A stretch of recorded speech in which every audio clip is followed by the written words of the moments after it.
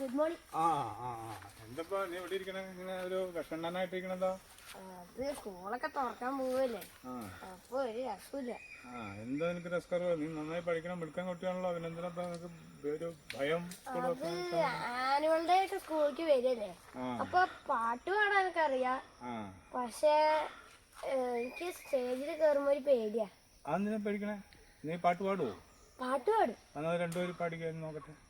വിളക്കു വയ്ക്കും വിണ്ണിൽ തൂവിയ സിന്ദൂരം, കനകനിലാവിൽ ചാലിച്ചെഴുതി നിൻ ചിത്രം, ഒരു മലരമ്പിളി മുത്തുളിയാൽ നിൻ കവിളിൽ കണമെഴുതി, എൻ്റെ ഉള്ളിലെന്നും നിന്റെ ഓർമ്മകൾ, ഓ നിന്റെ ഓർമ്മകൾ.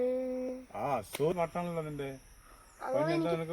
എനിക്ക് പാടാനൊക്കെ അറിയാം, പക്ഷെ എനിക്ക് പാട്ട് പാടാൻ ഒരു ടെൻഷനാ. അതെന്തൊരു ടെൻഷൻ?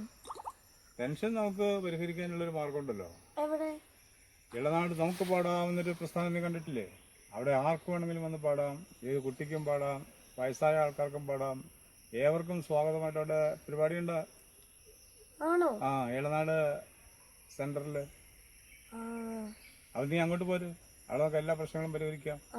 ഇളനാട് നമുക്ക് പാടാം എന്ന് പറഞ്ഞ പ്രോഗ്രാം നടക്കുകയാണ്.